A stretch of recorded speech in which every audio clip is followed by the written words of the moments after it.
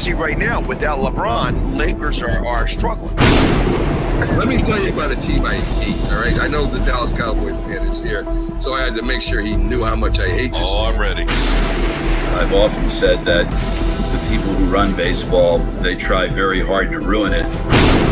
I'm from Brooklyn. I don't have a problem saying it to his face. Oh, I'm from Brooklyn. Hey, guys, any?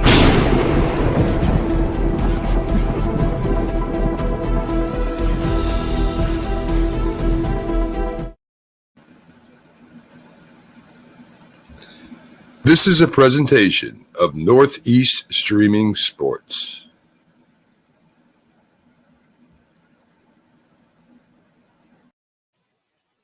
What's up, everybody? Another episode of Coast to Coast. I am your host, Pags. We've got Bo right next to me. McLovin coming later on. We had tons of action this weekend in football. The Pro Bowl scored 2,000 points, and I didn't watch 1 point of it. Not 1 point. Yep. Yeah, no, I didn't either. I couldn't. I had stuff to do, errands to run. I was just like, if I was going to be home, I was going to have it on in the background. There's just nothing intriguing about it anymore. Like, I miss the old layout where they actually played football. Now it's just kind of, whatever. Way to promote Play 60, I guess, But outside of that, solid man. I actually ran a poll, over, the course of last week, and 83.5% of people were like, yeah, I'm not watching that. So the NFL can't be excited about, if that remained true, just on a larger scale. I think there was 600 votes or something like that. 83%, that doesn't, he's part of the 16%, 16 change. Yeah. Hey, Pro Bowl was good. I heard parts of it were cool. I can imagine. I mean, so this is where I feel like they really should go the way of hockey. Like, do this in the way that I was explaining before. You get 4 fans, have them do a draft, do the skills competition on Saturday. You know what I mean? It ain't going to hurt nobody. You got the weekend. You could kind of do the skills competition. You could then have the draft on Friday, which I think would be a big deal. People would pay attention to that because you got 4 fans. Yeah. And then give the winning team $1 million. All of a sudden, you'd see those guys playing. You'd see them playing. Because ultimately, I mean, what is there in this? I assume there's, I guess, 100 players that play in this thing in the Pro Bowl. Do they have, I guess, 90 players, 45 players for each? Sure. I guess it's really not. I guess that's really not the case. You have so you have the 22. And then you have the kicker and the punter, it's 24. The long snapper's 25. And then you probably have about 15 to extras. Yeah, well, that's the thing is you got some extra receivers and running backs and stuff. So I mean, there is some depth. So I mean, you're probably like, I don't, I'll just look because I'm actually not sure. It's like it'd be a lot, but. And then, like I said, you'd have 80 players. You would get paired with so ultimately, I feel like the way that this would work, this would be perfect because you could have still the brothers. You could have Eli and Peyton still be your assistant coach. Sure. And then the moment that the Kelceys retire, they're the other 2. So now you've got the Kelceys and the Mannings as your assistant coaches, because ultimately not everybody's going to know how to draft defensive players and such like that. You know what I mean? Everybody's going to go offense. For a game that's like that, you got to do some defense as well. And so there's got to be some thoughts to this, but 88 players. 88 players. So that's easy to put it in teams of 22 and you go 7-on-7. Yeah. I think that would work out amazing. And then you give, so 22 players on each team, and you know what? You break it up into let's do some math really fast. 22 divided by a million divided by 22, whatever it winds up is give everybody like 50 grand. Sure. So 50 grand per player. There you go. That's what it is. And the coach. So really 23 people, 24, because you're giving the 50 grand also to the assistant coach. Yeah. So now you got 24 people getting $50,000 each. Yeah. That's what's I can that get into that. It'd probably be fun to watch at that point. Yeah, it would make it much different and a lot more fun. I'm just trying to figure out exactly times 24 equals $1.2 million. There you go. And I bet you could get that all sponsored. 100% sure. sponsored. Yeah, Probably raise it up to $100,000 a player, make it $2.4 million. Yeah. You know what I mean? That would be absolutely amazing. And the fans, like I said, all of a sudden now you got fan bases rooting on that team. Yeah. Because my fan base got chosen. We got the one guy who's coaching this team. All of a sudden you got people watching. Yep. Yeah, you definitely wouldn't have the, 16.7% watching. Like that number would definitely balloon. Right. I think it would be a lot of fun. A lot of fun. Now, because ultimately, and I'm saying whatever the losing team gets in the Super Bowl, I imagine they get paid a certain amount, and they would have like, what are they? I think it's $45,000 is what they make for the losing team player. Let's. I'm going to Google that for a second, real fast, just to see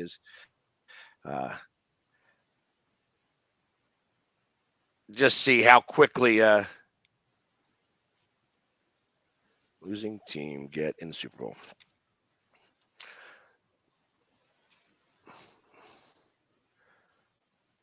$82,000 per player. Every team actually got 89,000. So if you actually make more money to go to the Super Bowl, which you want, you don't want people getting upset like, hey, like I'm missing out on the Pro Bowl to go to the Super Bowl, and they're going to be making more money. Can't do that. Sure, can't do that. But so the fact that they're making $90,000 just to play, each player is making 90 grand to go to the Super Bowl. Still want to go to the Super Bowl because money does rule the world. There's also a piece of hardware that you kind of want to win. Absolutely. Yeah, 100%. But money does rule the world. Sure. So, yeah, I mean, you got to think about it like that. You do have to think about it like that. I mean, even if it was the same, like it was the same if I go to the Pro Bowl or to the Super Bowl, I want a ring. Yeah. Yes. Again, yes. Because this is the losing player, not the winning team. True. But, I mean, I guess you get the championship ring, as happy about that as you can be, I guess. So exactly. I mean, you get the NFC or the AFC championship ring. That's worth a couple of shekels, I'm sure. You know what I mean? Yeah. You could probably pawn that, to somebody who wants to buy it for some money. No doubt in my mind. So, they did the Pro Bowl, and the Pro Bowl used to be after the Super Bowl. But back in the day, Yes, the winner, even the people that were in the Super Bowl would come and play. Yep. They'd all go to Hawaii afterwards. Like, hey, yeah, look at what I won. Ha, ha, ha. And now I got a vacation in Hawaii. The MVP got to go to Disneyland. I got to come to Hawaii. And, that's actually probably not a bad thing. Well, but, what they played was the biggest thing. Like, they went there and they mixed it up. Like, they came to hit people still. Like, it was a real game. Exactly, and then being the MVP of that game got you a truck and $100,000. It was, again, worth it. Absolutely. So, but before the Super Bowl, or even actually for a couple of years of the Super Bowl, they used to have a third place game. Oh yeah.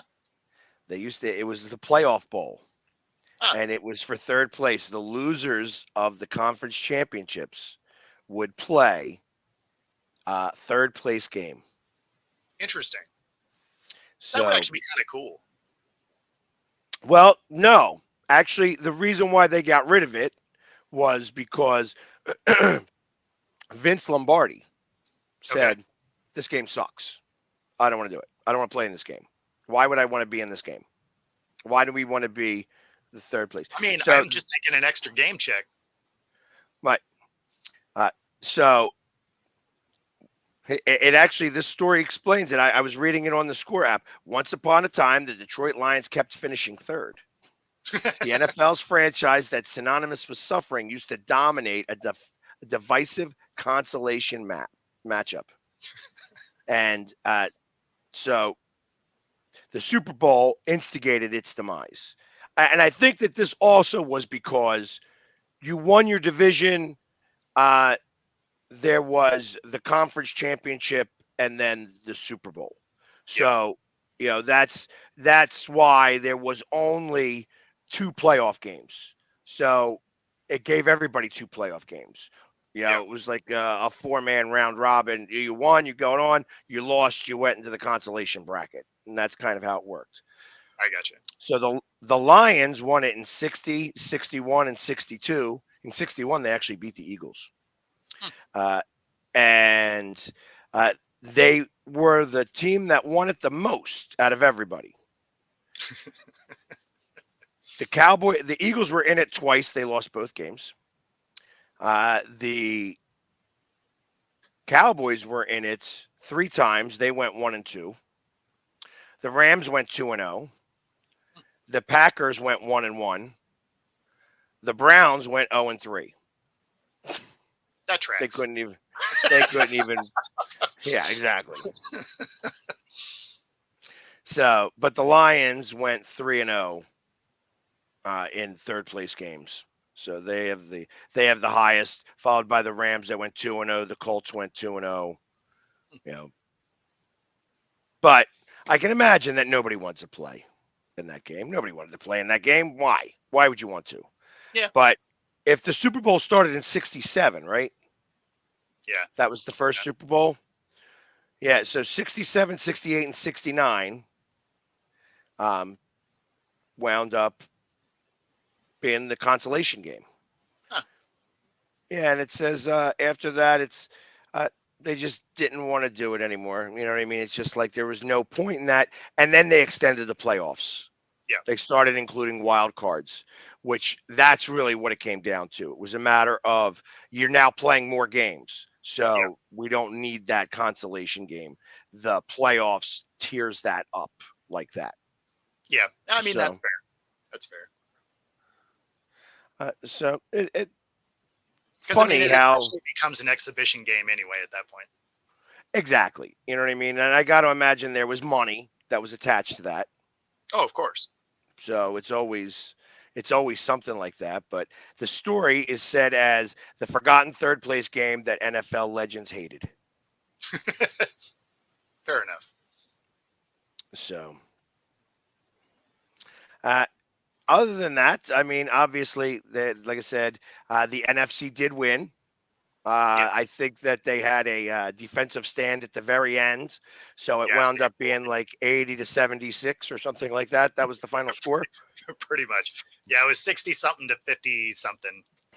Yeah, like I said, I really believe that they should have this thing that I'm talking about. Like, I really think that you would have so much more going on with that. You know what I mean?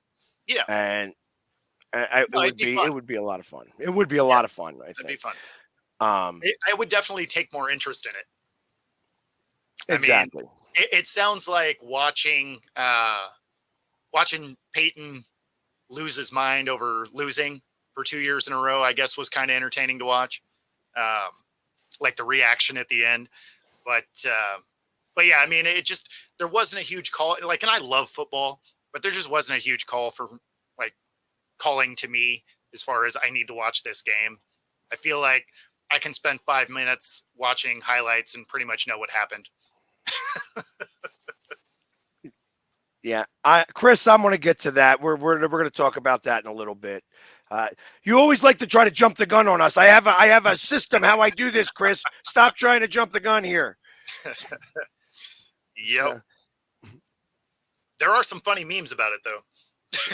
oh, I can imagine. Well, and for those of you who are not on Facebook and not sure what he's said there, will Patrick Mahomes Sr. Affect the outcome of how he plays during Super Bowl week? I don't think so. I mean, this No. is the third time he's old hat at this now. So, I mean, he likes to drink and then he likes to get behind the wheel. And realistically, I got to imagine he takes care of his old man a little bit. Yo, Dad, give me a Yeah. call. I'll get you an Uber. I'll get you an Uber. I don't care that you're going 6 states away. You know what I mean? Who cares? Yeah. Yeah. Stop it, Dad. Stop it. You're embarrassing me. Seems crazy. But I'm used to being embarrassed because I got a brother and I got a wife. So, well, maybe that's why he's an alcoholic. So, well, no, I'm talking about Junior. Yeah, Oh. Junior's used to Well, being no. embarrassed. yeah, well, but I was thinking maybe that's why the dad drinks a lot, is because of that brother and wife. But yeah, it's there we go. Bam. So it's like we'll bring that up in a little while because obviously I think it will do something, but not too much. Not too much at all. Sticking with the Pro Bowl, I feel that this the NFC has won it twice in a row. The AFC used to win the Pro Bowl every year. It seems like it was always like, yeah, nobody cared from the NFC at all ever. And it's like I think the last time the NFC won it was when Nick Foles was the quarterback, and he wound up, winning the truck, and Mhm. guy they mean, put him, they gave him a definitely went microphone. It definitely went through series, right? Like the AFC would win a lot, and then the NFC would win a lot. Like it seemed to just kind of go back and forth that way. Like they'd rattle off a few wins in a row, and then it'd go to the other side. But So, yeah, we'll talk about that too. Again, everybody's got me jumping the gun here. We're talking about the Pro Bowl as much as we can. I'm trying to squeeze 20 minutes out of this, and everybody's got other things to go talk about. So, what are you talking about? The interruptions helped the 20 minutes. yeah, exactly. We get all of that. But we'll get to that as well because we also got to get to the fact that Mr. Simmons was in town, and my girlfriend actually was one of the ones bagging on him. And that's not true. There was a whole 16%, There was 16%. share, 16% share of 100% that were polled that actually do care about the Pro Bowl. Albeit a small number. Some of them did. Yeah, exactly. Chris is one of them. Yeah, Chris watched the whole thing. And you know what? The Eagles looked great in the Pro Bowl. I just imagine if they were in the Super Bowl. It would have been amazing. Maybe that's the problem with the Pro Bowl. It became the consolation bowl. Yeah, exactly. Exactly. That nobody cares. We all need consolation afterwards, so. Yeah, right. But anyways, so the line this week went up to as much as 2.5 and is back down now to 1.5. So there has been some fluctuation on the line, but right now the 49ers are still favored by 1.5 in this game. So the over has gone up. It has started to tick up. It was at 45.5 to start. It's at 47.5 now. So I think that they're thinking it's going to be,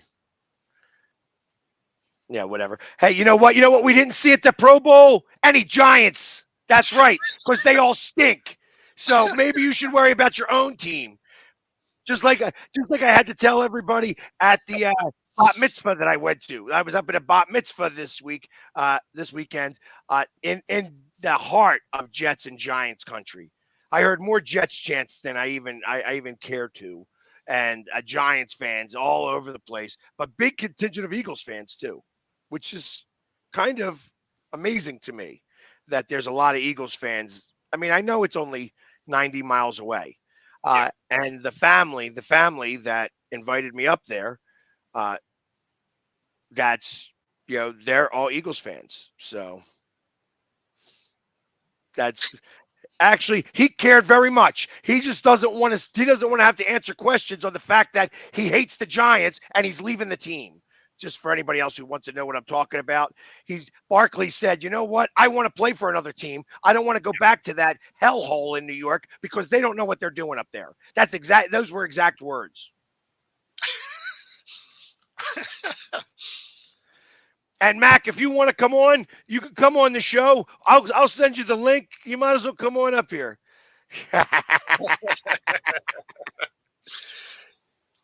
So, but anyways, so that's kind of what's been happening here. Yeah, like I said, I was crazy doing all that stuff. So yesterday I was driving home. I'm like, yeah, I'm not going to watch the Pro Bowl. I didn't watch not one snap.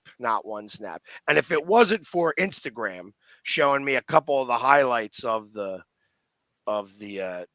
skills competition, I wouldn't have seen any of that either. So yeah, no, I mean that's basically how I saw it too. Was I'd get an alert, be like, oh, some highlight, and I'm like, okay, like I'm vaguely interested. I'm already looking at my phone. Okay, and back to. So I mean, it's not even like I was doing something enjoyable to not see the game. Like I was literally like moving stuff out of storage. And like I put brakes on my truck, like exactly. So that stuff is, like I said, that stuff was more important Yep. across the. And you know what, Mac, I am going to send you the link if you want to come on today. So Yeah, let's come on, say hi. let's have you talk for a minute. Yeah. Obviously he's got a lot to say. Let's get somebody in here. He's always inviting me on his shows. I'm sending it out to Mac. So Mac, you got the link now. Come on the show. That's And right. I love you. I love you. I'm always going to be a little bit louder, a little bit more crazy, but exactly. Well, I think that's what a lot of people did. For sure. I tell you, I know that downstairs, I went downstairs for a half a minute into my living room, and they had the Temple Tulane basketball game on as the background noise. You know what I mean? Because then the Pro Bowl was on like a TV way in the back. So that's kind of what happened. Wasn't anything big. But I mean, if you're losing out to Tulane, that doesn't say good things about the status of the Pro Bowl. Right. That's why I say that the NFL really should take a look at what it is that I'm talking about. And hey, listen, I would be more than happy to be one of the first coaches. Yeah. Or actually, this is the way to do this. The real way to do this. Oh my Lord, I got something even better now. Each team picks a fan of the year. They do. They select 3 fans of the year to go up for the ultimate fan of the year. Sure. Pick 4. Pick 4. And there you got your coaches. Those would be the coaches. So, I mean, it would be amazing. You're sending these 4 people over to the Pro Bowl and then sending them to the Super Bowl. It would be an amazing thing for them. It would just, I mean, that's what I'm talking about. I understand it's going to cost them a little bit more money, but listen, these are fans. These aren't players. You don't got to give them first class accommodations and stuff like that. I mean, the biggest thing is though, it'll cost money, but ratings are what they're buying, right? That's what they care about. So if this game has the horrendous ratings that it sounds like it does, I mean, it's not like it's one of the top viewed games. Never has been. Right. So, I guess it had been 30 years ago, but it's been a minute. So say you spend you're going to a couple $1 million, right? Which to the NFL is a drop in the bucket, right? It's a rounding error. But you could say it's not even great. Say it adds 30% to your viewership. that probably pays for itself just in advertising dollars. You know, the 4 teams that would get picked for coaches, that fan base, if you were to grab one out of every 3 of that fan base, Sure. you're going to have a huge uptick. No, that's what I mean. Just, So, I mean, I plus there's think going to be ones that are not fans of that team that actually hate the team that was selected, that wants them to fail. They're going to watch just to see if they crash and burn. right. And then now imagine, and I know that this isn't going to happen, but like if you chose like a super fan like me, and now Sure. I'm out there on the field coaching and as the Philly sports guy, that would be awesome. Sure. You know, imagine me going up against the Bears super fan, Yeah. or Tampa Bay's super fan. Yep. I mean, there's super fans in every market, so it's Sure. not like it that I'm the only one out there. No, But that would be so amazing. All of a sudden, people would be just checking out. They're like, "What is he wearing?" You know what I mean? Like, I would go ahead. I would go ahead because not a lot of people are watching right now. So, but I have been trying to figure out one of the things that I want to add to my attire when I get dressed up for Eagles games is I have been trying to figure out working out some air actuated wings. That'd be kind of rad. That'd be kind of rad. Pop out. That, yeah. So the problem with, for a few things, one, it's heavy, to You'd wear. never get into a game with it. Well, that's the other part. Like I would have to get special dispensation to be able to get into there. I couldn't open them up on the out in the crowd. No. I'd have to be in an open space to do that.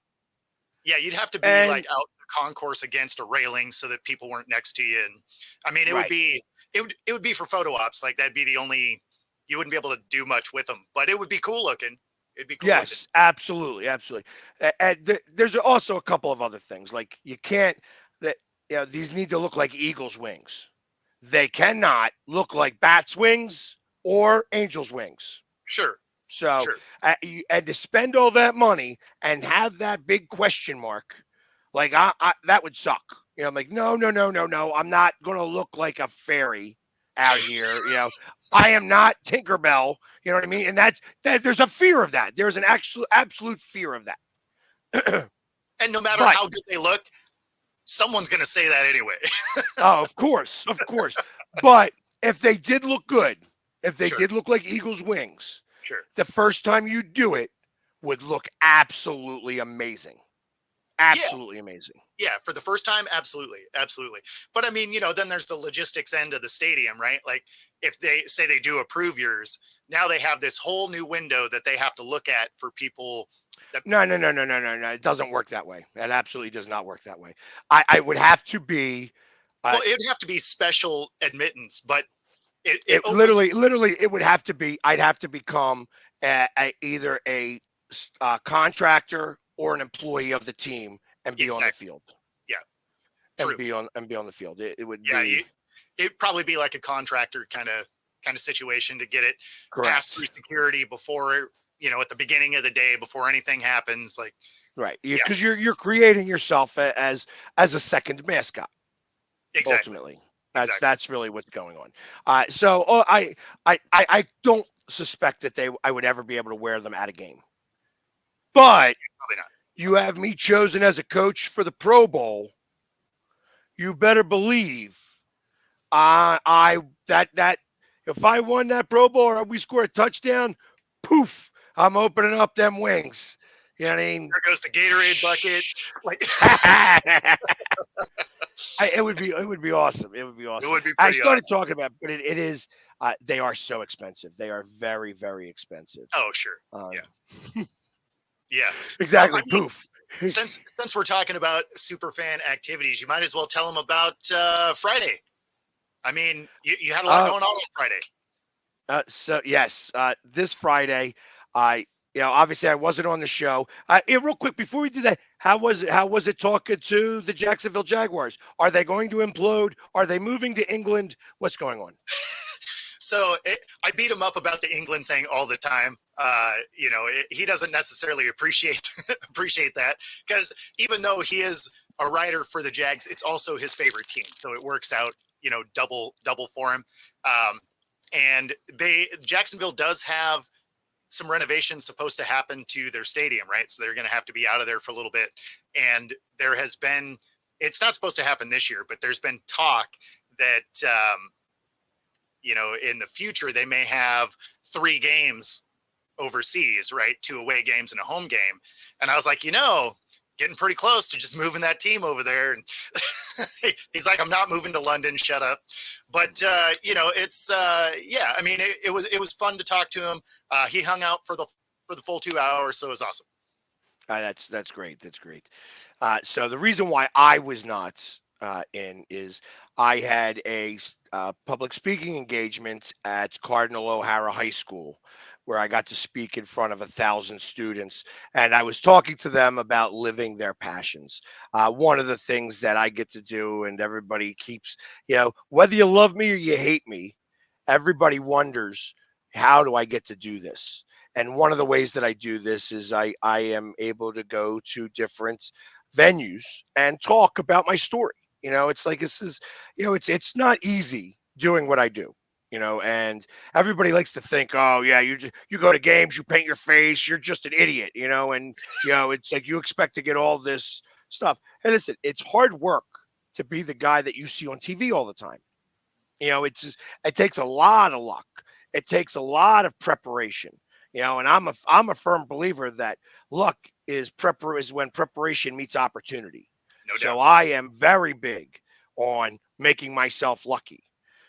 That being said, it's if I'm going to give myself this style of microphone, I am going to share this story with a lot of people. It's not just about me going into football games or basketball games or baseball games and taking pictures with people and doing my thing. You have to share the inspiration with others. And that's what I got to do this weekend, this Friday, before they left for the weekend. And they had at their game, their monster game against their rivals, Bonner and Prendy. So it was like Bonner versus O'Hara. It's the big basketball game of the year.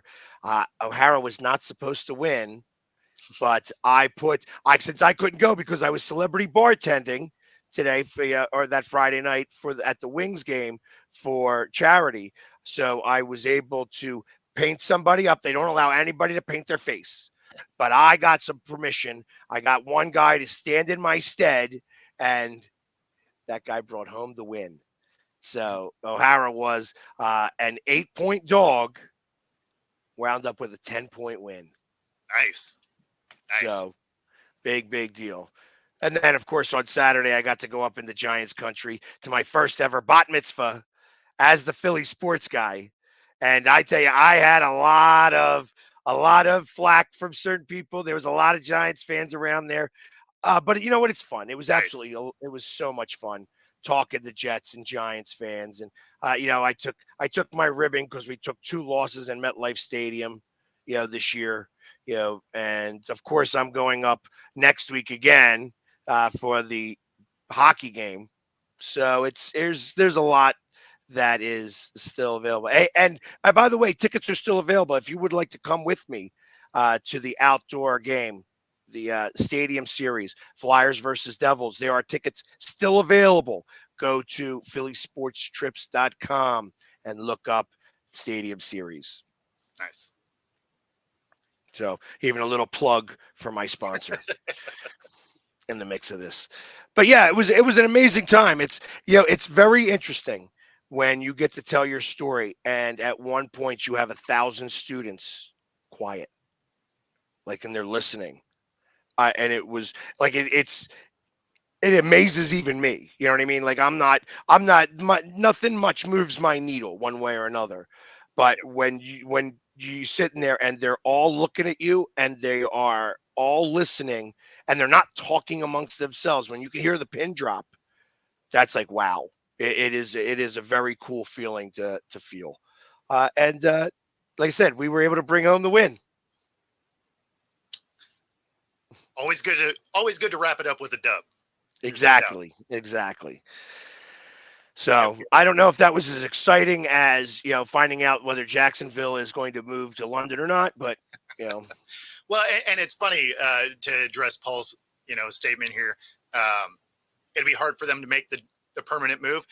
It would, but as many times as they're playing over there now, I don't think it's a stretch for the near future, because it would be the only way it works is if they end up doing a expansion, right? Because then you'd end up putting one other team there that would be in their division, right? So you'd get to make it so that there was a couple of games, so there was a little bit less travel. But I mean, logistic wise, you could make it work. yeah, I was thinking about how that would all occur, and I figured that's how they were going to start to do it. That Jacksonville was going to be over there, like they would have 2 home games and then have the away game in Germany or Yeah. something like that, or in Munich. Berlin, who knows, and Austria even. So there's lots of different possibilities for that to occur. I think I don't think it's too far away. I wouldn't be surprised to see teams go over there for uh, different games. But the hard part would be is that you can't have them be divisional games. Those 3 games could have to be out of division. So having the 17th game over there is probably worth it. Like that's why they're coming up with this 17th game, and that's what ultimately they're going to do with the 18th thing, because you're going to see teams go over there for 2 weeks. Yeah, I mean the Jags did it this last year, right? They had an away game and a home game, and I mean, obviously that makes the most amount of sense. There's a little bit less travel in that way, and so I mean, but at the end of the day, they're adding so many of these games. What they played, a foreign game, because Germany was in there and whatever.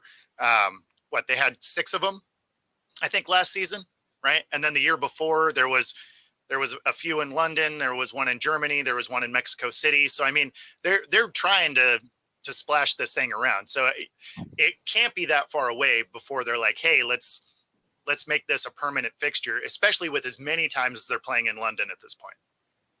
Well, and not only that, like I already know that they have a game planned for Sydney, Australia. And that's in 2026. I think it's a preseason game. I don't think it's a regular season game. That would make sense. Just so, because of how long it takes to get there. Like that, going to Europe isn't that bad, right? Like it's an 8-hour flight. That's not terrible, right? But as soon as you're getting Australia, it takes a minute to get there, right? So, but not only that, though. I mean, think about this, though. Twice as many people to bring over per team. Yeah.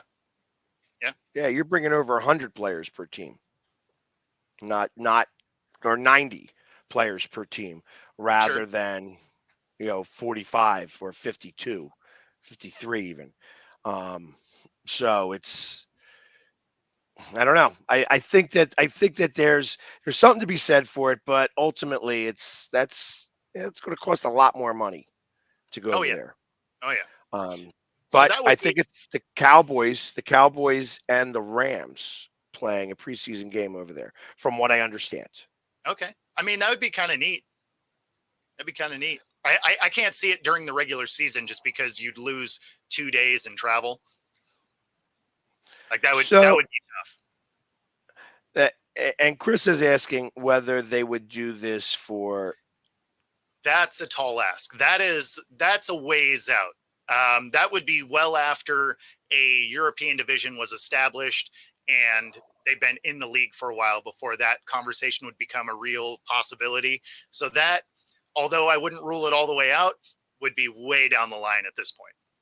Yeah, and I'll be honest with you. I don't know.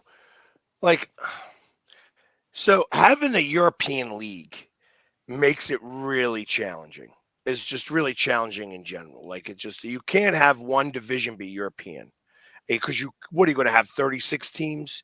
You'd almost have to involve 8 teams over there because you'd have to have an NFC and an AFC version of that. Sure. Yeah, You know, I don't think you would jump right in that much. I think it would be an existing, an existing team like the Jags that they keep pushing over there, where, especially since their stadium is going to be a problem for a couple of years. Like you're going to get a dry run having a lot of European games with one team to see, if this thing can actually fly logistically. So they're going to get gifted that opportunity because of that stadium situation.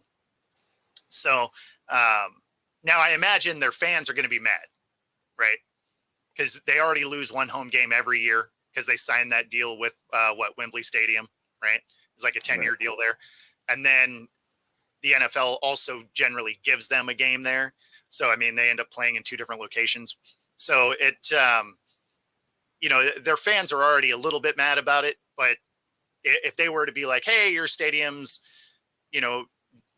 being renovated, we're moving all of their home games, something like that. Yeah, I mean, they're going to get to try it out before they go all the way into let's add teams over there. But I do think that the market over there is much better situated for the NFL expanding there than it was when the World League was a thing, right? Obviously, the World League, as far as skill of players, left something to be desired. Those games were terrible. That's why, in the old versions of Madden, when they were included in that, they were, worse than the worst player on the NFL rosters.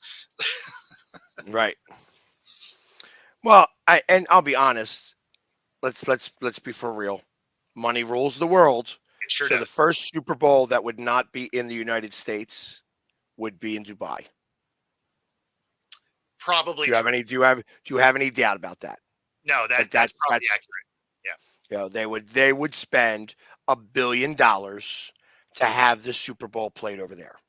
Yep. And when you're splitting, well, actually, it would probably be more. It would probably need to be like $4 billion because then you're splitting that amongst 32 teams. Everybody getting, what would that be? I don't know. Couple of million. Yeah. Like 50 million, 60 million each team. Yeah, something they like do that. all right. Yeah. Yeah. Well, actually, it would be like 120 million when you're talking 4 billion. Yeah. So it would be, they'd be just fine with moving it over there then at that point. Yeah. But that's what it would take. It would take ridiculous amount of money. Yeah. It would cover half of their cap payroll. Like, I think they'd be fine with it. If you were one of the owners, you're like, oh, yeah, send me $100 million. That sounds awesome. So more news to talk about really quickly before you guys, before we start to talk about other sports, because we do have to get to the basketball and stuff like that. Here was one thing that I saw that really kind of struck me, that the Giants blocked the Seahawks from interviewing Kafka for the offensive coordinator's job. Yeah. It's interesting because it was a lateral move in their mind, right? So they're just like, yeah, we're not going to let you do that, which I'm okay with. Eric Bieniemy just became available, right? Washington just hired a OC in Cliff Kingsbury. So Bieniemy is out there floating around needing a job. I wouldn't. But it was interesting that they blocked the trade. With lateral move. So I mean, I don't mind him not getting the job because I didn't like what I saw out of that offense anyway. But that's just me as a fan. No, and I understand that. And I saw something earlier today that they were looking at Steve Belichick for the defensive coordinator, but then I heard that they hired somebody else. Well, so So Steve Belichick went to the Huskies. It went to the UW Huskies. So it wasn't for the Hawks. It was for University of Washington. yeah. And so yes, Chris, you sent me something. I read it, and then I found out that Washington hired a defensive coordinator that was not Steve Belichick. So yeah, that didn't play very well. But yeah, the Commanders hire Kingsbury as offensive coordinator with Junior as defensive coordinator. That was as of 16 hours ago. So ultimately, Steve Belichick is now, you said, a Washington Husky Yep. defensive coordinator. That's what I saw this morning. So Interesting. So, and, you know, the defensive coordinator for the Panthers is actually going back. He's going to return as the defensive coordinator. What's his name? Evero. He's staying with the I believe team. it. Yeah. Which is surprising since they really. We're terrible. And then also the 49ers, they admitted, and this actually story came out just a few minutes ago, that confirms the 49ers were interested in Brady last offseason. Yeah, I was hearing that over the weekend. Yeah, that was interesting. It sounded like they told Purdy about it. They're like, yeah, we might try and get this guy. And it sounded like Purdy was like, I mean, that sucks, but I get it, I guess. Like, so, Well, and Kingsbury screwed the Raiders. Yeah, he said he wasn't going back, and I guess he did. Yeah, that was kind of crazy too, because it sounded like he was super close to signing that deal. I mean, it was reported from, Shefty and everything that they're like, oh yeah, he's reported to, be coming in to sign today. And then he was like, just kidding, not coming. And then a day later, it comes out he's signing with Washington. It's like, oh wow, that's it makes you wonder what happened in that behind closed doors there, to be like, oh yeah, no, he's coming in to sign. And then you get there and you're just like, yeah, this sounds terrible, I'm not doing any of that. And then turn around and sign with another team. It makes you wonder, was it money? Was it something about how it's laid out? Like, I mean, what happened to back out last minute and then sign with another team, a day later? So part of the contract was that he had to use the same barber as the owner, and he's like, nope, I'm not doing it. I cannot look like Mo. I cannot look like fair. Mo. That's a deal breaker. That is a deal breaker. I'd have a tough time with that.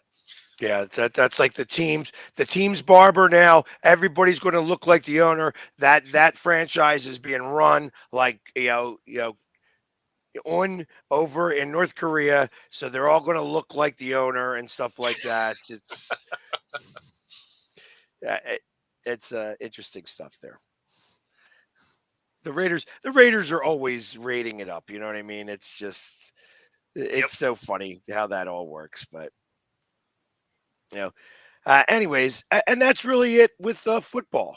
You know what I mean? There's not really much going on. We'll talk more. We'll break down the Super Bowl here later in the week. We got plenty of time this week to talk about Super Bowl. It's gonna just make your ears bleed with how much stuff you're going to hear about the Super Bowl. I will ask this last question. Obviously, we're going to watch because we're degenerates. We are degenerates. We're going to watch football. How do you think this game is going to show? Now, as far as ratings, or what do you mean? Yeah, I think that football people are not going to be watching this. And it's amazing that everybody got the memo.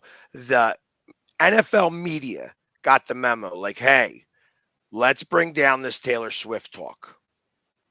Let's make sure that we're not losing real fans for the goofballs, the Swifties. Because everybody got the same memo. Everybody's talking about, this. I don't know why. Like literally everybody talked about it. So, how many people do you think aren't going to be interested in watching the Super Bowl? I think it still plays well. I don't think it's going to be that big of a deal. Even the people that have selective outrage towards it, right? They're still going to watch this game. They're going to complain if they show her, but they're going to watch. No, I'm not even talking about Swift. Taylor Swift is the thing. I'm talking about people just really interested in this game in general. Take her out of the mix. Like there's Swifties are going to watch. They're going to show her. They're going to show all the other people in the crowd too. They show every, that Bradley Cooper's going to be there. Gaga's going to be there. Denzel 100%. Washington's going to be there. Everybody's going to be there. Tom Hanks. So they're all going to get shown. So I'm not really concerned about that. I think that you have some people, some haters that do not like the Chiefs and do not like the 49ers, and they are not going to watch this game. Yeah, I mean, that's true every time, though. So the problem with KC, right, is they became this, dynasty at this point, right? I think where the fatigue happens is you went right from the Patriots owning the AFC for 20 years, right, to then directly into KC, right? So I think there's just fatigue in the way of there wasn't enough mix in that group, right?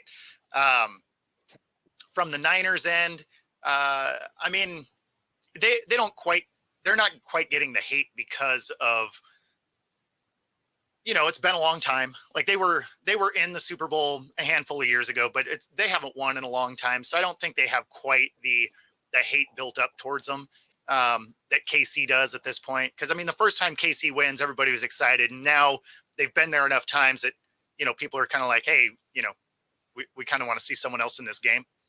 But yeah, I still think people are going to watch. Like, I don't think there's a high enough percentage of people that are just wore out by KC being there and have enough disdain for the Niners to be like, you know what, I'm going to do something else. I'm going to learn how to knit today. Like, I don't see that. I don't see that really playing out. There'll be a few of them, but I don't think it's going to hurt the ratings as much as you might think it would. Okay. I feel like the NFL is still going to be able to say that this was the most watched Super Bowl because every Swiftie in the world is going to be waiting to see Taylor. 100%. In fact, there's been what's the crazy thing about the Taylor Swift aspect of this is some of them are buying the tickets to go to the Super Bowl, right? So they're spending real money, right? Like big time money to just try and see her in the booth. They're not even interested in the game. That is wild to me. I agree. And not only that, first off, because you're not going to be able to see her in the booth. You're not even sure what booth she's going to be in. So you might be able to grab a seat and not be able to see her because of where your seat's at. Exactly. Yeah. No, again, the whole situation is just wild to me. And even if you can see her, you're not going to be able to talk to her. I don't know what the end game plan there is, but it's weird. It's weird. But hey, kudos to them for having a ton of money to throw at something you don't care about. I don't know. It's weird. and here was the other thing that I wanted to mention, because obviously we'll start talking about other sports after the break, but. Yep. The ticket prices dropped dramatically for the Super Bowl. And you want to know why they dropped dramatically for the Super Bowl? Because that happens every year. Everybody's like, oh, these tickets are so expensive, blah, blah, blah, blah, blah, blah, blah, blah, blah. And you know what else? First off, it's in Vegas, and Vegas has a problem with gouging prices. When I went there for the draft, they had the rooms up to like $800 a night, blah, blah, blah. They had to give everybody's money back, because they wind up having to give rooms away just about because nobody wanted to stay there because they gouged way too much. Well, guess what's happening in the Super Bowl? Gouge, gouge, gouge. Where is everybody? We thought everybody'd be here. We don't have everything all booked up. Oh, we're not now. Oh, we're going to have to lower the prices. We got to lower the prices. Because I think everybody's like millionaires who can afford this craziness. They don't realize the average person can't afford that because, I mean, they got bills and everything else. I mean, so you're basically catering to one section of the population, and that's the ones that got so much money that Super Bowl tickets to them are like no different than us going to the movie theater. Yeah. Well, I mean, when a cheap ticket is what, it was like $2,300 or something. Yeah, $200-300 for some people. That's a whole paycheck. Oh, yeah, easily. And that's not traveling there. That's not staying there. It's not eating there. That's getting into the game. So yeah, crazy. It's crazy. $2,300. I should be able to take the seat home with me. It should come with a pair of wrenches and a screwdriver, and I'm taking the damn seat home with me. And I'm gonna put it right in my living room. Right? Gonna watch every game from that chair based on that price. Hey, listen, I might have it at my dinner table too. I mean, that's why you're gonna go everywhere I go. Yep. $300. I mean, Absolutely. damn. Absolutely. I mean, I don't know. Last year. Now, I went to the Super Bowl last year. My sponsor bought me the ticket, so I really appreciated that. He spent a good amount of money for that ticket, and I got to witness it, and I got to see the halftime show where I called what was it, Rihanna? That was I think it was Rihanna that was the halftime show. Okay. Was that last year? I think it was last year. I called her Cardi B.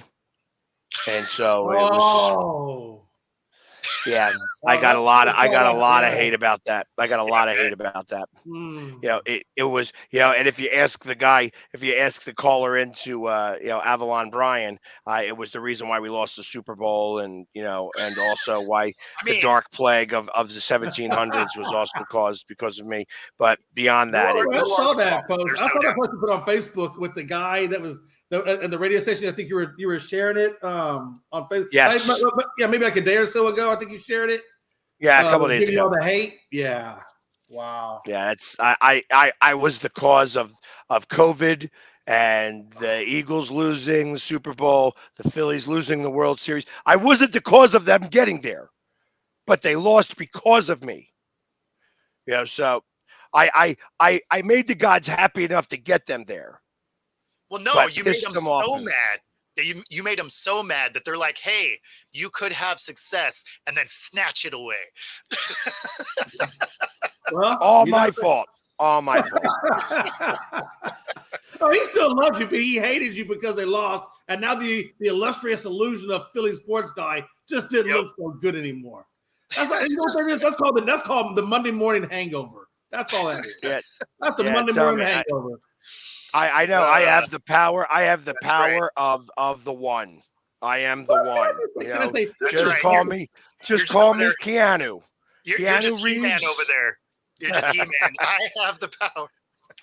This is the second time now I have seen Pags with a hat on. I had never seen Pags with a hat on. This is the second show now I've seen him where he's wearing a hat. Now, I don't know if that's because he has a bad hair day or what, but this is the second time I've seen him with the hat on. Oh, I'm sure it looks good. Yeah, see, it looks great. But it's weird that now it was up a little too high today. I didn't want to look like I was kid and play. You know what I mean? So that is awesome. That is awesome. But I wear hats more frequently than you know. Oh, you probably do. I just never see you with it on. You just never pay attention well enough. I understand. No, you're not paying attention. You look back at most of our shows, half the time or 2/3 of the time I'm wearing a hat. And with that, we're at the top of the hour. There you go. You sound like my wife at a couple's retreat. You never pay attention to me. You never. What you say, honey? So let me get so anyways, we are at the top of the hour. We will be back in just a few moments, and we will talk about something other than football because there are some other sports that are going on. The NHL had their All-Star game, which is a little bit more exciting than the NFL All-Star game, but not much. And there was some stuff going on. We have the NBA trade deadline coming up here in just a second. So there's some NBA talk to occur. But that 65 game rule. Yeah, 65 game rule. Got to talk about that. Yeah, exactly. So everybody stay tuned, and we'll be back in just a few moments. mean, you can see right now, without LeBron, Lakers are struggling.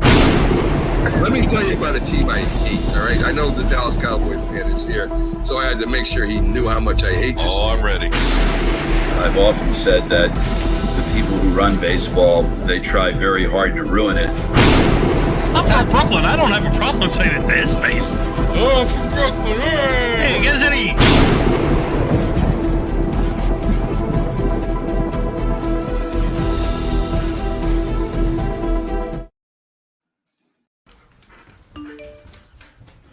Trisha's having a sleepover tonight. Can I go? I wonder about Lucy's friends. What should I say? I know you're only 10, but one of these days a friend will offer you a drink. And alcohol at your age can lead to so many things. None of them good. So can I go to the sleepover? Lucy, I want you to promise me I something. finished my homework. Bigger promise. If there's any drinking, I want you to say, "No thanks, not my thing." Mom. I promise you. Your real friends won't care. Deal? Sure. Really?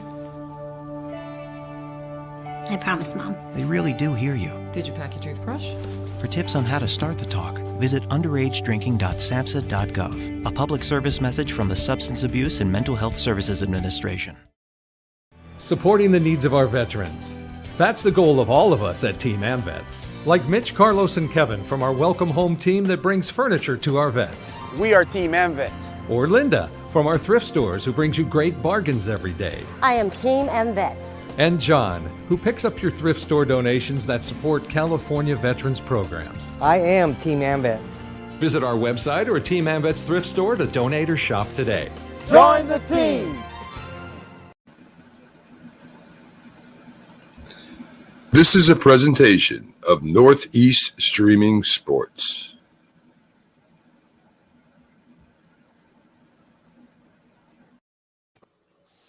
And we are back for the second hour of Coast to Coast, where we talk about more things than football. Sometimes we talk about basketball and injuries and how football relates to basketball and how nobody plays. There's never any games going on. Why? When the Super Bowl is on, because nobody wants to be able to play. Even the other athletes want to watch the Super Bowl. So, hey, real quick, did y'all talk about Jay Harbaugh getting the special teams coordinator spot over there in Seattle? I don't know if y'all mentioned that, but I was just curious to get Bo's reaction on Jim Harbaugh's son being your special teams coordinator. Oh, I actually didn't hear that. Yeah, Jay Harbaugh is going to be your special teams coordinator out there in Seattle. He just got hired. How about that?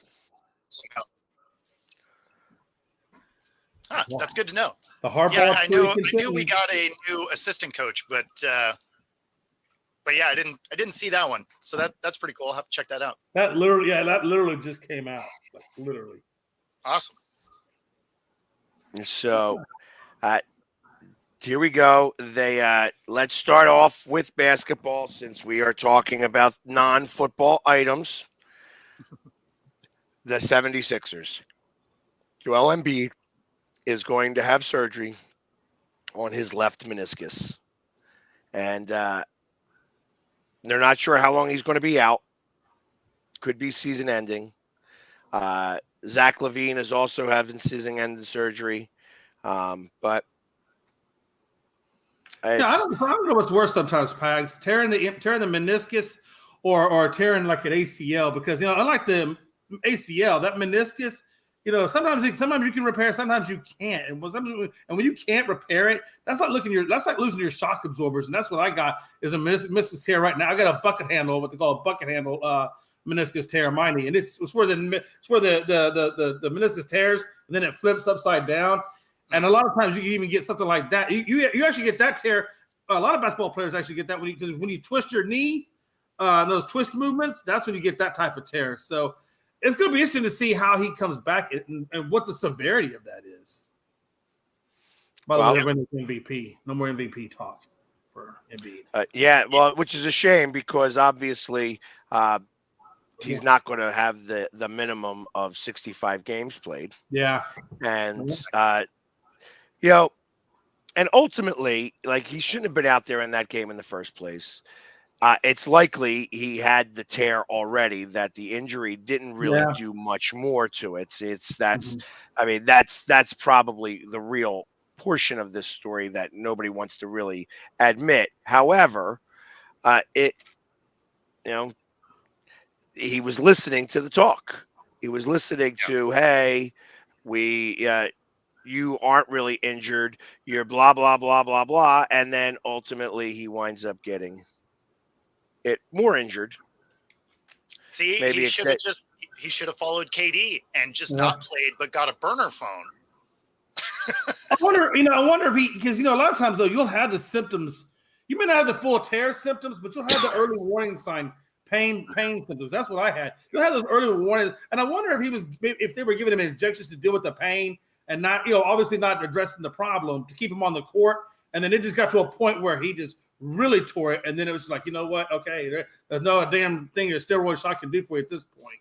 And Well, forced him I mean, into I'm surgery. sure. Well, I'm sure the game he got hurt in is exactly that. Like there was probably already an issue, and then he Right. finished it off during that game. Right, Yeah. it was a partial, and that became a full, Exactly. and that's what occurred. I that's how I foresee it, because he looked like crap in that game in the first place, and then when he Yep. had somebody fall on it again, it was just like, oh, there it is. Now you Now you finished the gotta do job. something. Exactly. Yeah. Now it's You know, crap.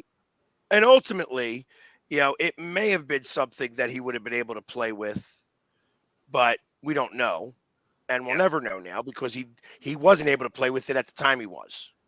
Yeah. At the time he did. So, and that was because he was listening to the noise.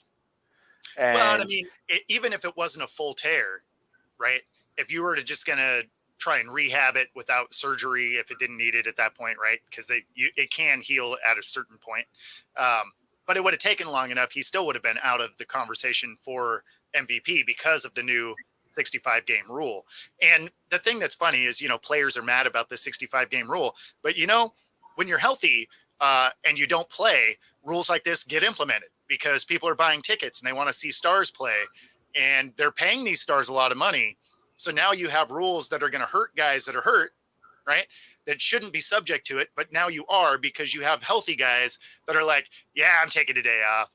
And, they had to do something to make those guys actually play games. well, and it wasn't that the guys were taking him off, the coaches were keeping him out.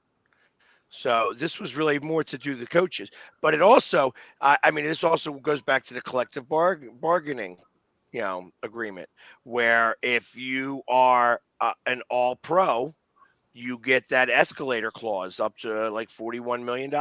So ultimately, some of these teams, well, if he didn't play all these games, why do I have to pay him like that? Well, the problem became is that somebody's still paying somebody. Yeah. Like Halliburton's not going to hit the 65 games, so he's not going to be able to be an all pro, which means that he's not going to get the 41 mil. $41 million. It's insane. So, we're going to wind up getting it now, Tyrese Maxey. So the Sixers are going to wind up getting stuck with it. So, Yeah. So either way, an owner's going to pay for it somewhere. Sure. But then you have like the Ben Simmons rule, or it's really going to turn into the Sixers rule, because ultimately, there's been two players that have come to the Sixers saying, I don't want to play. I blah blah blah blah. And it's how are they going to find these guys if they don't want to play? This is what happens when the inmates run the asylum. This is Well, the reason why you can't have the inmates run the asylum. Yeah. I don't care if you're getting all of the money. You can give them 53% of the revenue share. That's fine. But you guys still deal with us. We don't deal with you. And that means if you are going to be detrimental to our team, we could claim detrimentation to our team and not put you as a free agent. We would still own your contract, and you got to buy your way out of it. Yeah. That's how that should be. But again, they don't pay me to be the commissioner of basketball. In fact, I don't even know what they pay the commissioner of basketball, but he sucks at his job. Yeah, I guarantee you, they pay him a lot, and I'm pretty sure they pay him. You got to figure that's what, at least 6 figures a year, and then probably whatever bonus. Six. Oh no, it's 7. 8. Is it 7? 8. I'd be willing to bet. Probably, I'd be willing to bet at least 8. At least 8 figures a year. Wow. You know, think about how much. Pay a lot. Not for nothing. No, not for nothing. You know, everybody loves booing Roger Goodell. I love Roger Goodell. I think that guy is. Yeah, he's a funny guy. He is cool to talk to. Every time I go up and I see him at a draft, I ask him a ridiculous question. Just something to, like last time I saw him, I'm like, yo, Roger, I need to borrow the company jet. He's like, what? Yeah, the company jet. I need to go somewhere real fast. I'll be right back. He laughed at me, you know, because obviously that's funny. You know what I mean? That's a funny thing because I know he's got the company jet for his life. So if he wanted to say, go ahead and use it, I could go ahead and use it. You know what I mean? I bet you would fall out if Roger said, yeah, I got you. Come on back here. There we go. He wouldn't even make it to the company jet. So he just barely makes 8 figures a year, but he still makes 8 figures a year. Wow. Are you kidding? I would make up somewhere to fly if that was the case. Like if he was like, yeah, jump in and be like, okay, here we go. Like I don't need to go there, but we're going. We're going anyway. We're going to Antarctica. We're going to go hang out with the penguins. Let's go. Right? Something. Look at Kansas City spending some money. That you know where that money came from? That money must have come from Patrick Mahomes. Patrick Mahomes owns like a portion of the Royals, so he's like, you know what? I'm going to pay this guy some money. Here we go. Yeah, we'll make it back. We'll make it back on ads. I'm going to start putting him in my State Farm commercials. Yeah, pretty much. That's what that told me. That's what that told me. So, but yeah, Embiid's going to be out. I think he's going to be out for probably 8 to 10 weeks. Oh yeah, at the very least. At the very least. Well, that's the minimum. That's the minimum recovery time for it. Doesn't mean I just want to hike at a higher. Obviously, he's an athlete, so at a higher level, what is it looking like? Because you can't just like that's for the average human being 8 to 10 to be fully, and Embiid has injury prone stuff. So how effective is he really going to be coming back after that? I just wonder, is he going to jeopardize future, stuff down the road, trying to come back too early? I mean, they're high-level athletes, so they usually recover. Well, you're right. They are. Yeah, well, they recover a little faster typically.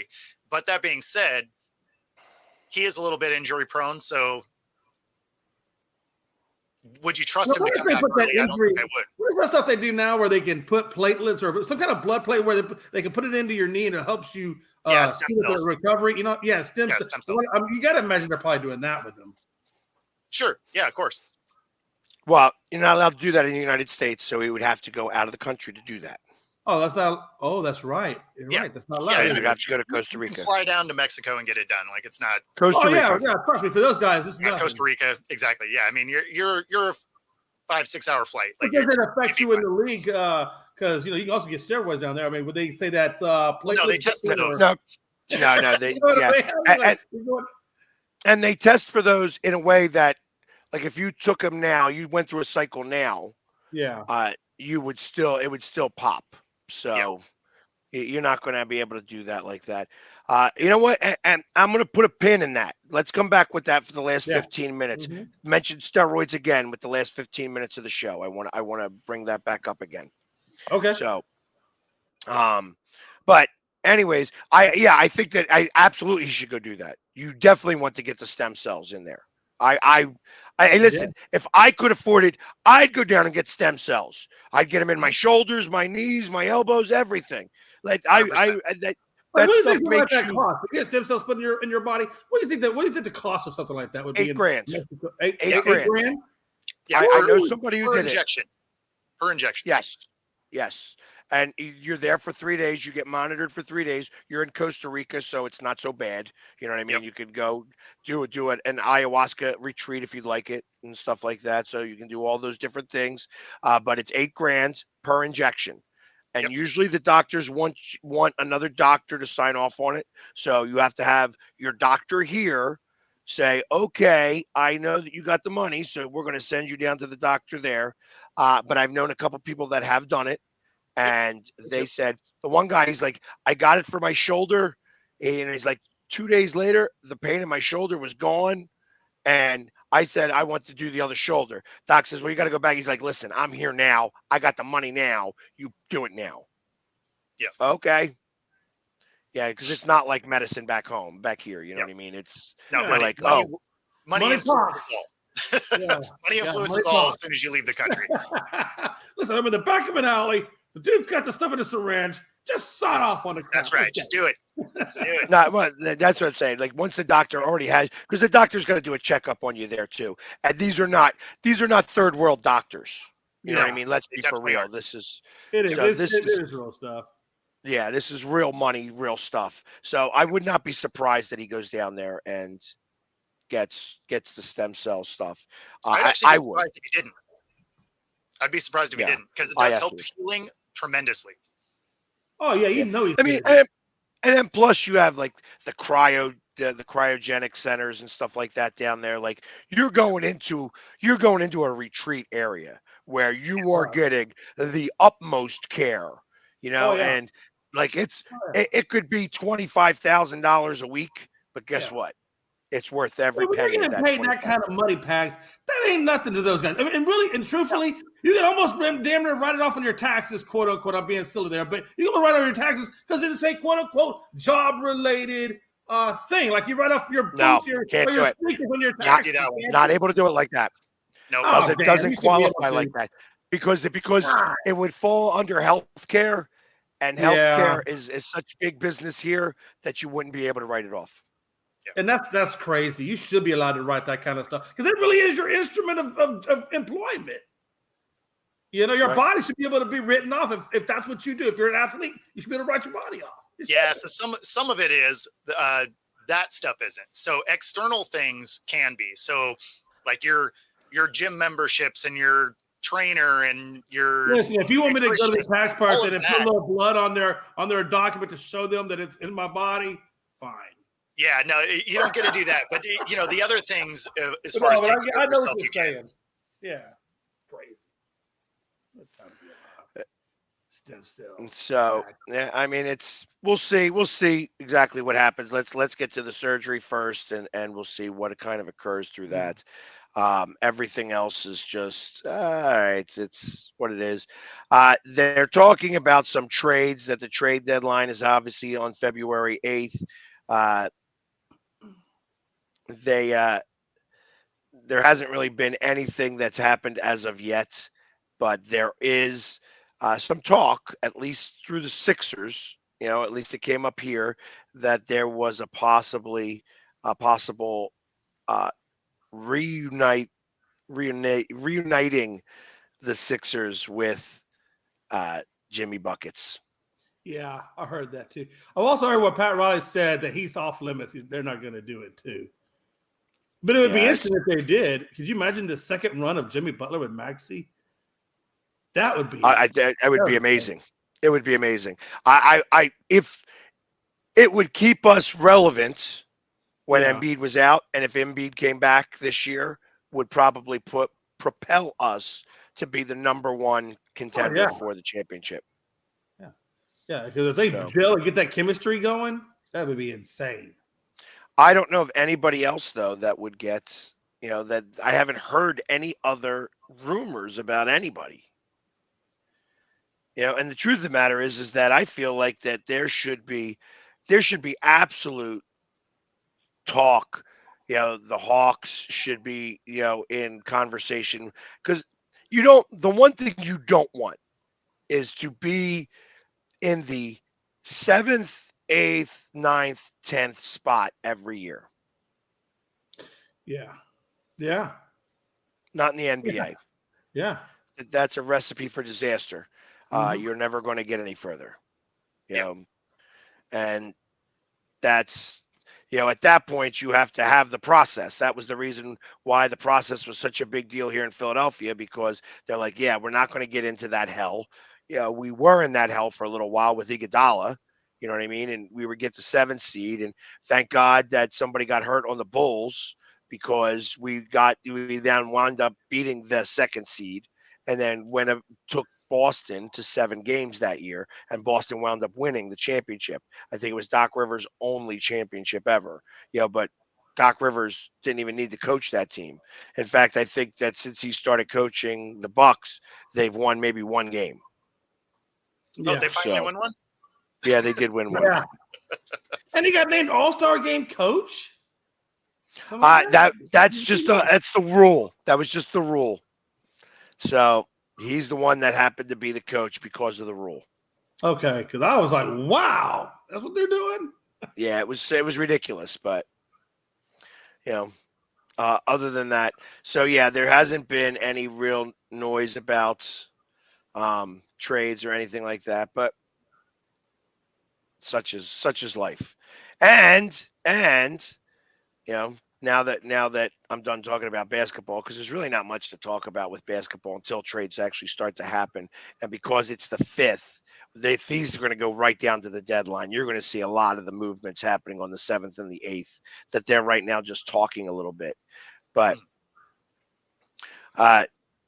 so they are, obviously we just talked about Witt getting signed for the largest contract in Royals history for $289 million, just about 11 years.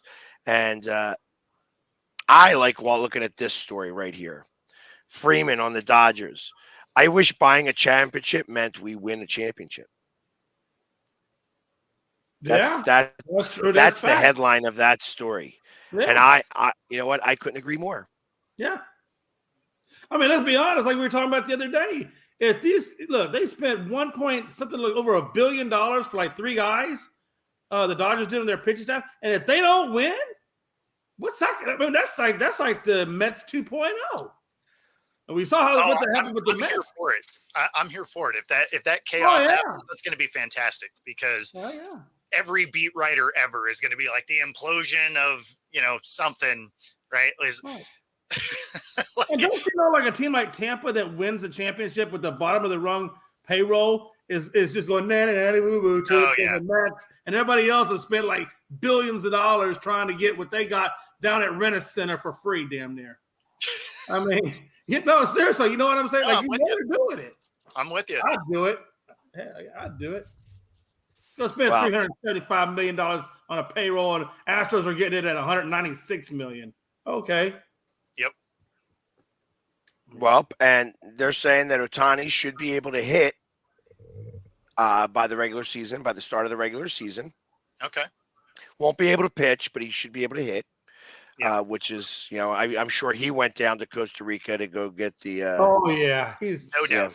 He's probably got half the win. And it'd be crazy that he comes back only to get beamed in the leg or the arm or something and be out another 6 months. Wow. No, seriously, watch. You watch. I mean, look, if you put that much, there's no sense that pitchers get hit with balls. I mean, it's not like it's out of the equation that he could get hit. I'm just saying, like, you put all this money into him. He's not fully right. What if he injures himself on a swing? I mean, any number of things could set him back even further. Sure. There's probably, clauses in his contract. No swings for you. You know what I'm saying? Like, hey.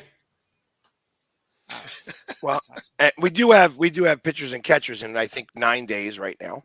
I think we're down to 9 days during this. The Mariners made a trade. They acquired Gregory Santos. It was a nice reliever. I think he's 24 years old. He had a 2-2 record, 66 strikeouts and 66 1/3 innings at a 3.39 ERA.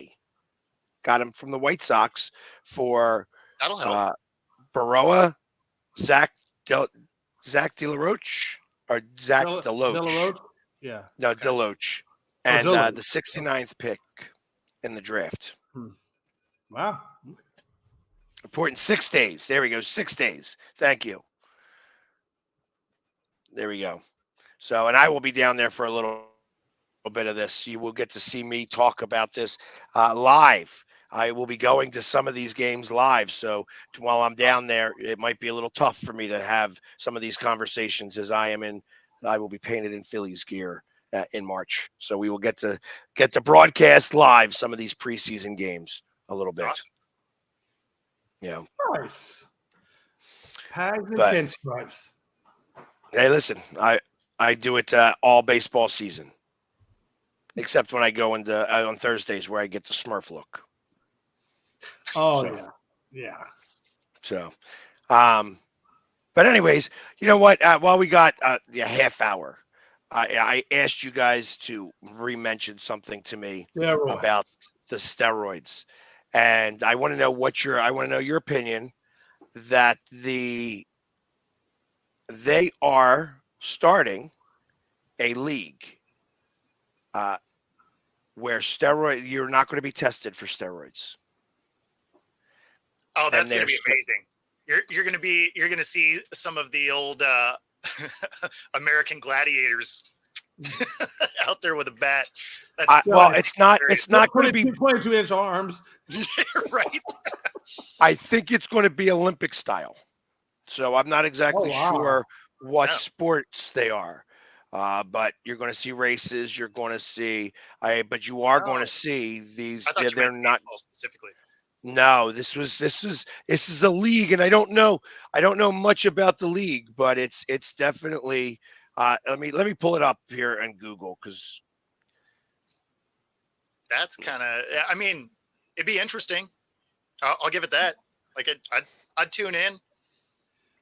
Probably do an erectile dysfunction commercial because the testicles shrink when you do steroids. I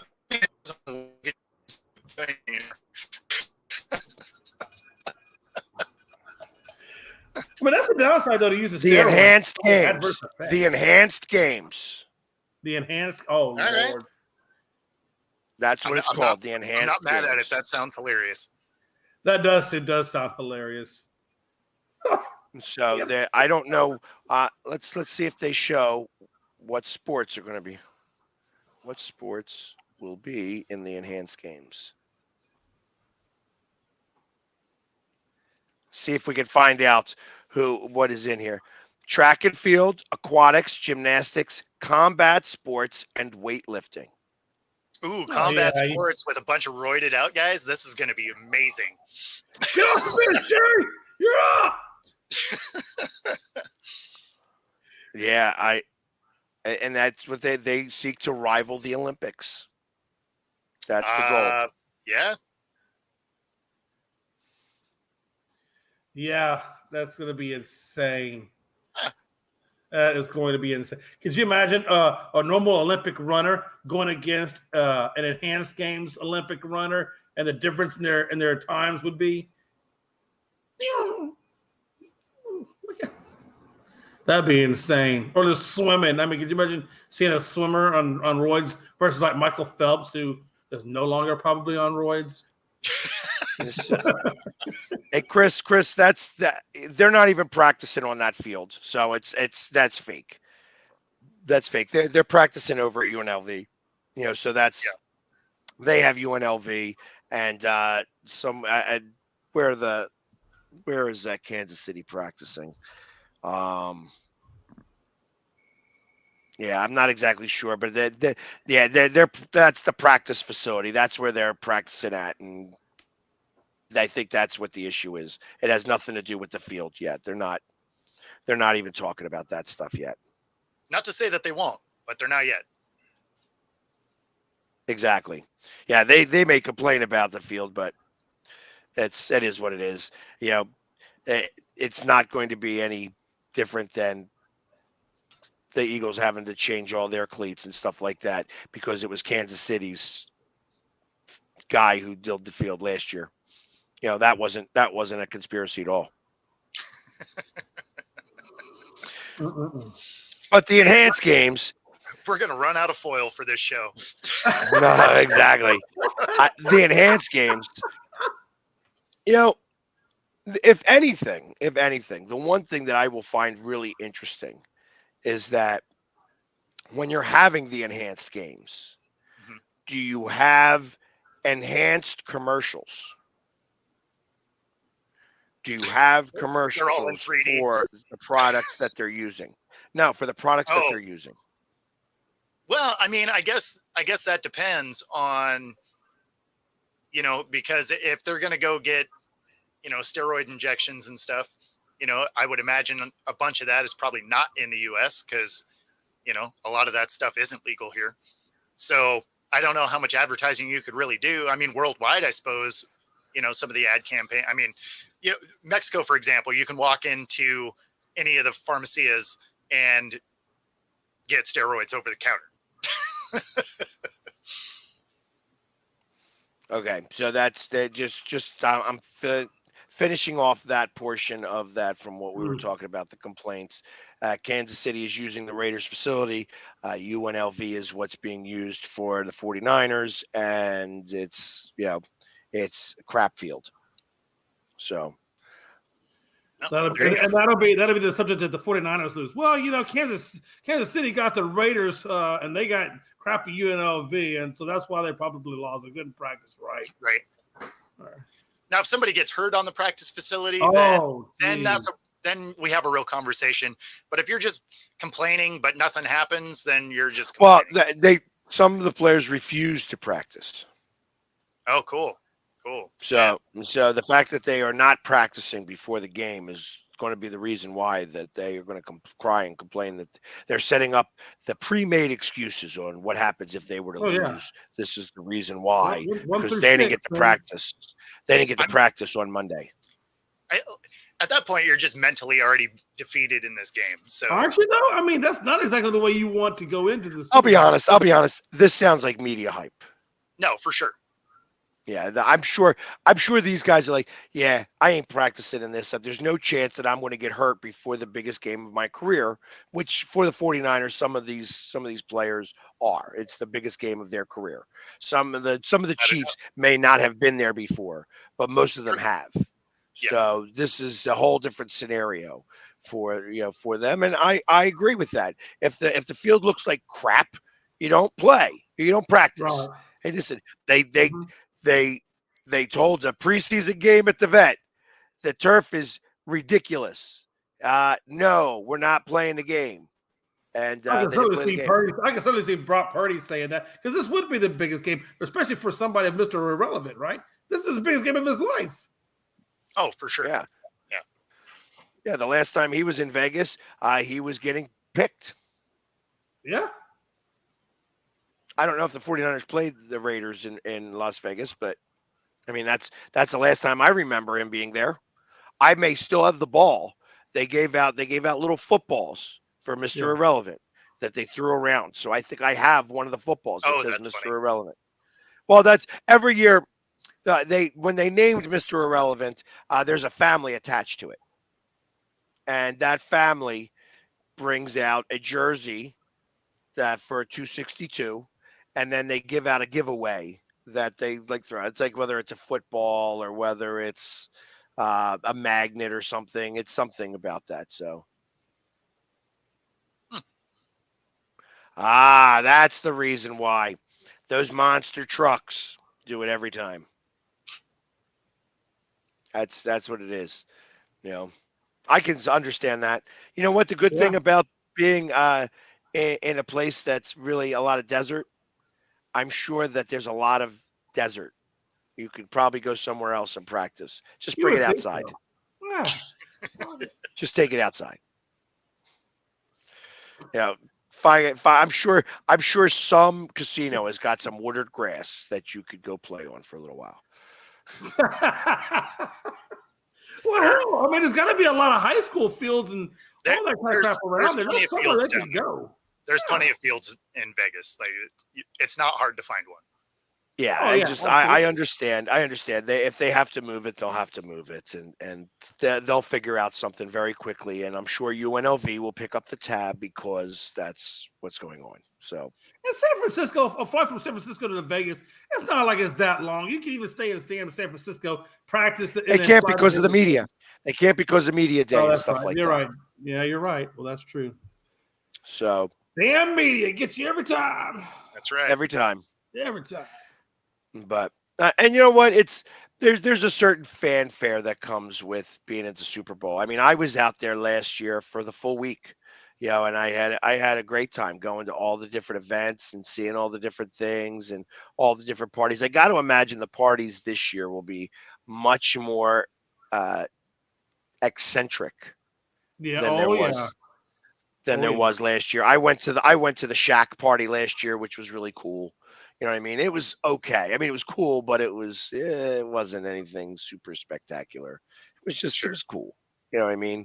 Right. Um, Yeah, I I mean, it's wasn't not going to go around to as the Gronk Vegas. party. I Yeah, I get that. wasn't going to go to the Gronk party because the Gronk party was too far away from where I was staying at. Um, went to go have dinner at a couple places and you ran into different people and such. It really is a big deal because the NFL players go to this game. Ex players go to this game. You know, I sat next to Malcolm Jenkins, and in Oh, fact, that's he pretty wanted to take a cool. picture with me. You Ah, know, I'm like, listen, if you're going to take a picture with me, I'm definitely taking a picture with you too. Yeah, Yes. exactly. But that's so it's there's a lot of fanfare that gets involved with this. It's not so you have to kind of be in the moment. You have to do the media day, of course. You're going to be stuck because the players they have media row where the players go walk through and they talk to all the radio stations and stuff like that. It's you have to be made available, you know, except unless if you're Marshawn Lynch, and then you just say, "I'm here so I don't get fined. Yep. I'm here so I don't get fined. No, I'm I here mean, so I don't get fined." They with did a corner bag him of in one Skittles. spot, and he's like, about that business. So, he deviated a little bit. But you're So, right, yeah. but Put hey, red that's ropes around his Lamborghini, be all good. but yeah, and now look at him. Now you're seeing his personality. He's doing commercials and everything with Gronk Yeah. and stuff like that. Well, he And just did that game show not that long ago, where he was on some kind of like that reality show where it's basically like Big Brother, but it's some other thing spinoff that they had, and Marshawn was on there. Who else was on there? Ron Artest. I think was it Ron Artest? They had a basketball player that was also on there as well. There's Ron Artest, Paul the guy Pierce. the guy who got into fights all the time.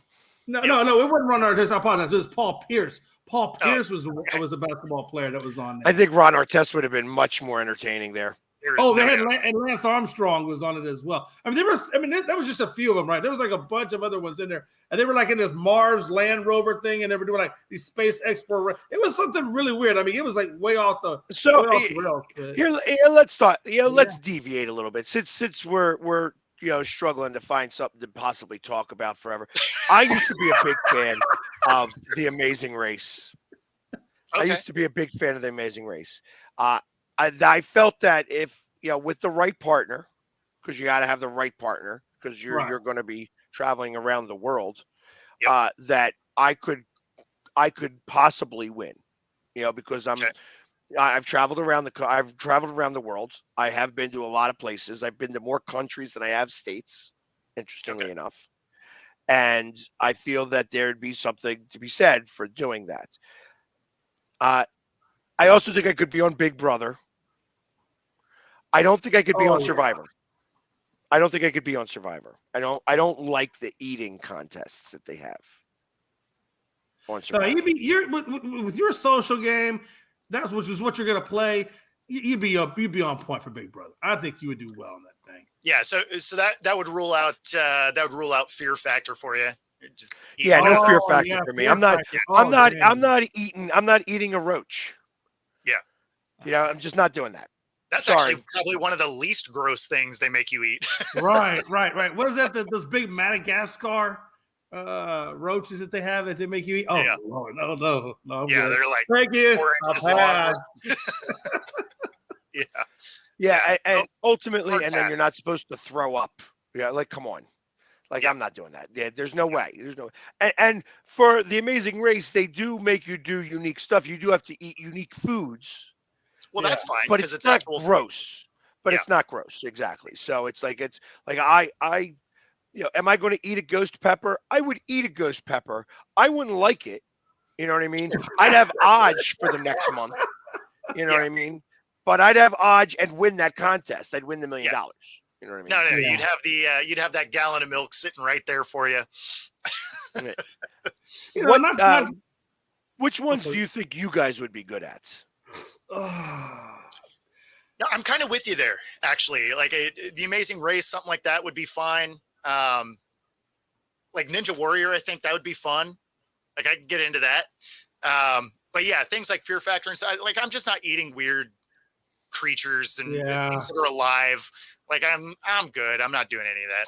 I think, and I'm not, like I don't think I have very good knees anymore to do all those physical competitions. I think that Survivor would ask you to do. So that would definitely be a no-go at this point for my life. But I would definitely like to try out the Big Brother game, though. I just think it'd be a lot of fun to give that a shot.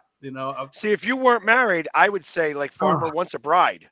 Oh man, here we go. Oh yeah. On some of these shows, you can even do it when you're still married. There was a guy there was a couple of these reality shows where they have had contestants that went on there that were like either in divorces or they still had girlfriends, and you can do it. You can do it easily. What? I'm not really married. She's in Indonesia, so I don't really consider it a marriage. It's more of an arrangement. Whatever. Wow. Okay. Hey, real quick. You're talking about your wife? I'm saying, if I went on that, I'm saying, I'm like, I'd have been married to an Indonesian girl. Yeah, she was a gift. It was a gift, and I tried to return her, and they wouldn't take it back at Walmart. It was weird. Apparently, it's against the law. It's against the law to return a human being. I don't know. It's kind of weird. My mom tried to return me. They say get out of the store. But I feel like we're going to read about you in a newspaper tomorrow. I hope not. Anything that's on this broadcast is strictly for entertainment value. None of it's actually real. Real quick though, back on the sports. I do want to ask you one question that I did get to ask you earlier, and I wanted to ask you earlier. Since it is the Super Bowl and it is Kansas City, obviously Patrick Mahomes' brother had legal issues. Now his dad has had his third DWI. They're talking third-degree felony. They're talking prison time possibly for this guy. Do you think, number one, is it just weird that Patrick Mahomes' family is all doing this corrupt craziness except him? And number two, do you think any of this will have a bearing on him whatsoever in the Super Bowl? You go first. Sure. So as far as impacting his game, no, I don't think that will. He's been there enough times at this point that I think he'll be collected. That won't be an issue. Plus, he's used to his brother and sister-in-law doing stupid stuff. So this is nothing new. He's used to some chaos around this game. Mm-hmm. And then at the same time, because of the craziness that the brother does, maybe we get a little inside look of why the dad drinks a lot. Look, one DWI, you're an idiot. Two WIs, three damn DWI. Come on, at some point, guy. Why have you not got an Uber by now? Why have you not figured out that Uber is safer, more responsible, and cheaper than what you're doing? I just don't get it. I don't get it. I just don't get that aspect of it. Especially that last part, right? I mean, obviously there's the safety and all of that, but as I recall, a DUI by the time it's all said and done is going to cost you $30,000, right? Oh, easily. Not including the inconvenience of not being able to drive and all of those things. So I don't care how expensive your Uber is. It's not 30 G's expensive. Exactly. And then nothing else. Yo, son. Yeah, Patrick Mahomes. Yeah, I need a ride, man. I'm real jacked up over here. And I don't want to cause you any embarrassment. Could you just figure out a way to get me home? I'm sure Pat Mahomes will be like, yep, right there. No, and the thing that's funny, come on. The thing that's funny about it is you can buy the little, testers on Amazon. They're cheap. I have one actually. I do have one. I do as well. Yeah, I have one in my truck because, you're going to go out, you might have a beer or whatever, and you want to make sure, right? Last thing you want to do is guess wrong, right? And get a DUI. So if you've had a couple, again, you can buy them. They're like $30 on Amazon. Didn't know I was going to make a promo for that today, but hey, here we are. So hey, right there with the Buffalo Wild Wings while we're at. There we go. But the thing is like if you go out and there's any question at all, right? I mean, that $30 could save you 30 grand. So, be smart, throw it in your car, get in the habit of using it if you go out drinking. Actually, it's $30 to buy one like that. It's $2,000 to have one installed into your car. A blow and go? Exactly. If you have to use that. Yeah. So exactly. And you pay for it monthly, as I recall. You actually rent this thing. And so not only is the install expensive, but then there's a monthly rental fee for it.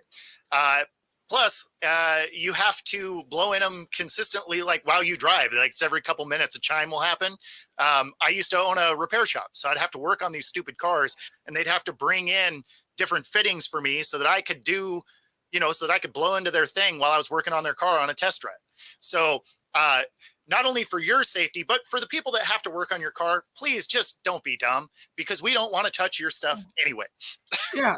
I mean, it really is. Look, and if you don't want to go buy all this craziness, if you know, look, I always say this: if I know I'm going to have more than 2 drinks, or if I've had more than 2 drinks, I'm not even going to chance it. I'm just going to call somebody.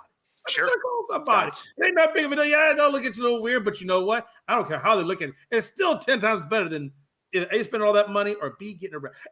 And let's be honest, man. Well, I'm not going to turn this into a DWI commercial, but it already is. So just really, what are we doing anyway? I mean, come on, we're safety conscious people here.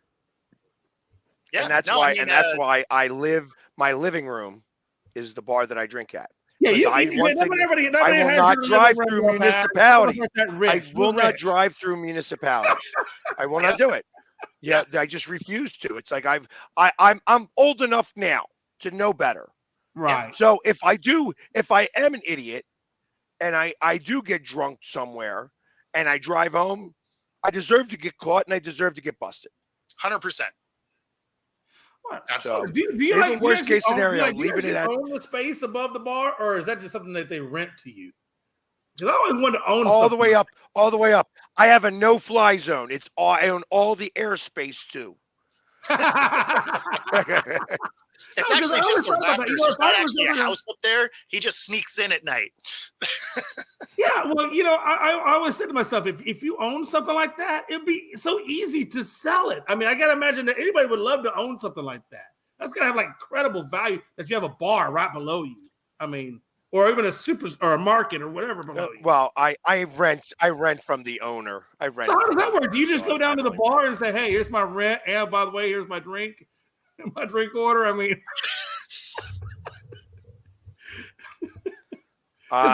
doesn't the bar own the building? Does the bar own the building? I would imagine, right? Yes. Yeah. This is a third generation bar. This is a third generation bar. Awesome. So that's all. Pay your bar tab and your rent tab all at the same spot. I don't. Yeah, that you don't set up tabs when your living room's a bar. You pay cash on the go. Well, yeah, you pay cash. I would imagine. Do they give you a rental discount since you come there? Yeah, I used to live across the street from a bar, and I used to do that where me and my buddy, we had a business together, and we would set up a monthly tab. And they would bring us, at the end of the month, they would bring us a bottle of tequila and the tab. Oh, that's awesome. Because it was that high. Pretty damn good. It was that high. That's actually pretty damn. Yeah, it was fun, but it was also expensive. Yeah, exactly. Wow. Because when you don't have a tab, when you're just putting everything on the tab. Yeah, when you're putting everything on the tab keeps going up and up. It's not real money. Yeah, no, it's pretend money because you don't actually see it. Yeah, you're right. Correct. Yeah, no, that would be a dangerous. That'd be a dangerous way to go drink it. Oh, I can see some serious tabs being run up, especially if it's monthly. Oh, Jesus! I mean, you almost have to make sure you keep a tab at your house. So, okay, I went to the bar today. I had 4 drinks, 1, 2, 4, 4 little slash marks, whatever. Yep. I mean, you have to see some kind of running tally because if not, it's like oysters. You ever buy oysters?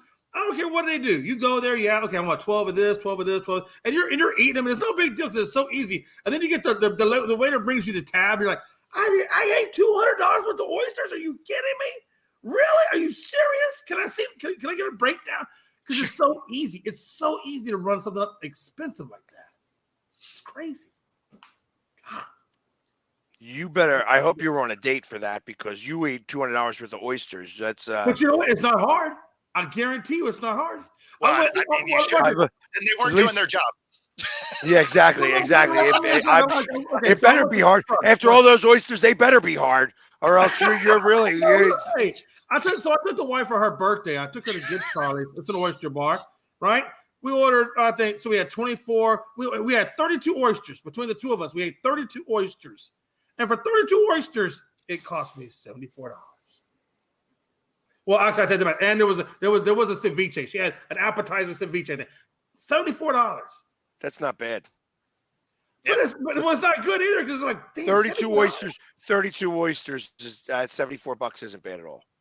Okay, so maybe I'm telling you. Oyster aficionado, I guess. No, it just felt bad. I was like, oh God, we paid $74. You go to McCormick and Schmick's and you get like a half a dozen oysters, and where they would do 2, 2, and 2, you're eating 5 of those.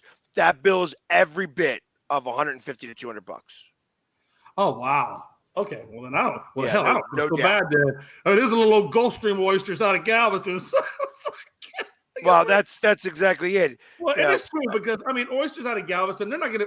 And I have, I've eaten at St. Augustine's, right, or down there in St. Augustine, in Florida. Oh, you were having Rocky Mountain oysters. I got you.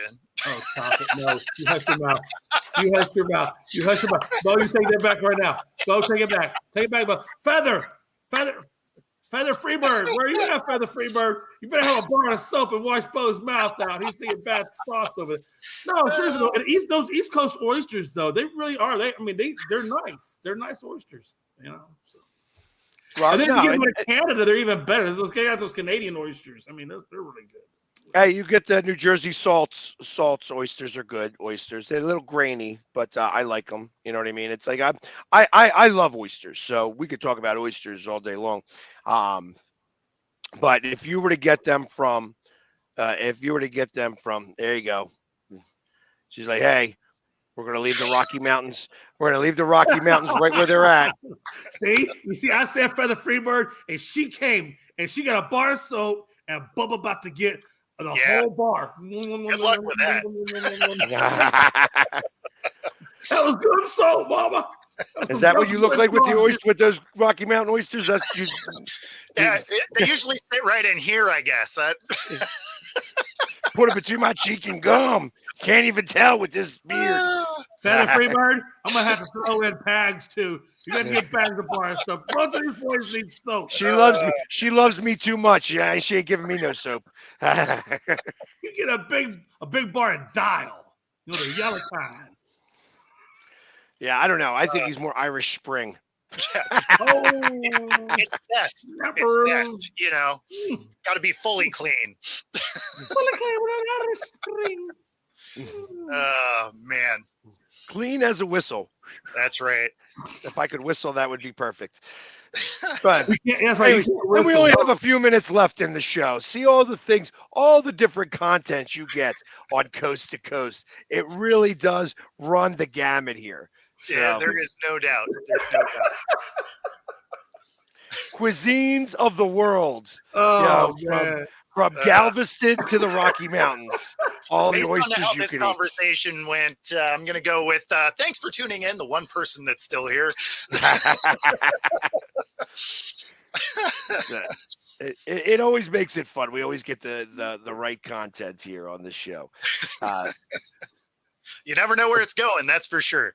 That is exactly correct. But what's interesting? anyways. Hold on, before what's interesting? So when in the Super Bowl or in the NFL playoffs, it was me and Pags.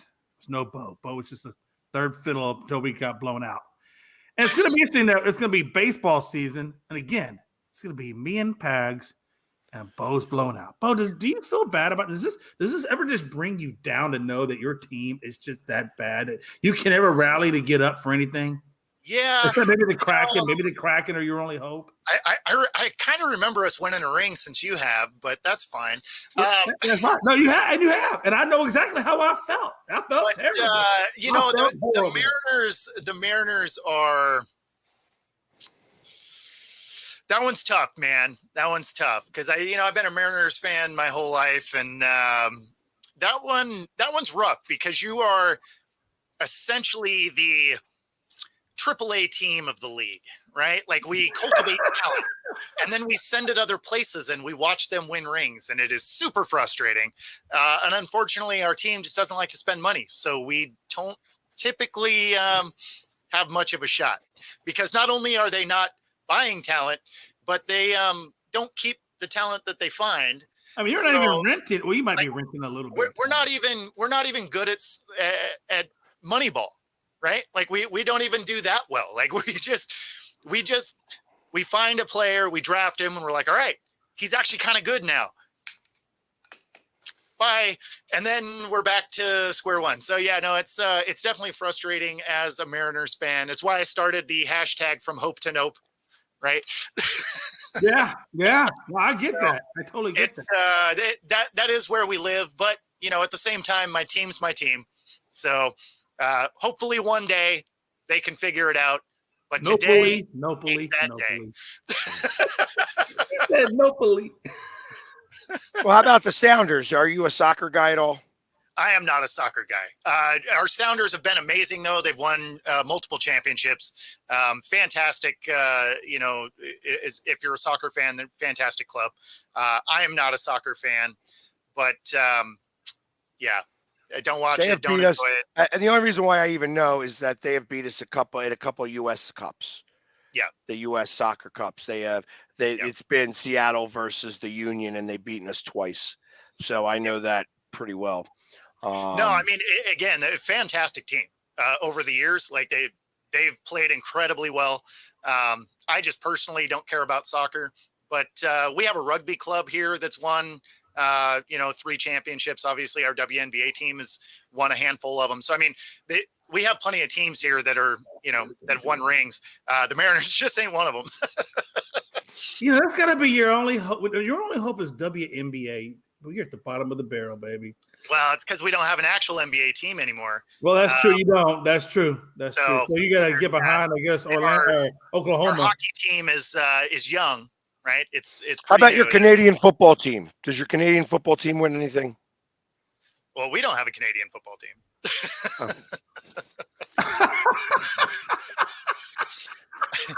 Although, if for our Canadian watchers. If you ever want to make them mad, just remind them that a U.S. team has won the Grey Cup more recently than a Canadian team has won the Stanley Cup. Oh, which team is that? Where is the American Canadian team? It doesn't even exist anymore, but it was I believe it was a Boston team. Got you. Interesting.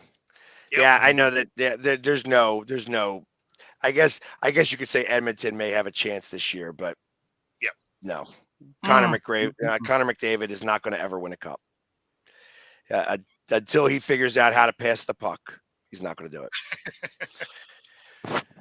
That being said, hey, we have made it to the top of the hour, so we will be back again tomorrow, where we will talk more about where oysters come from that he eats. And of course, McLovin's favorite kind. Exactly. And what kind of soap is the best soap to wash your mouth out with? So, hey guys, everybody, thank you very much. All the messages and everything today. You see, I'm even getting there we go. I got the, yeah, that's mom's way of saying, yeah. Thank you so much for hanging with us today. We will be back on tomorrow for the same time, same 2-hour show every day, Monday through Friday. Come check us out on Coast to Coast. Everybody, have a great day. See you later, guys.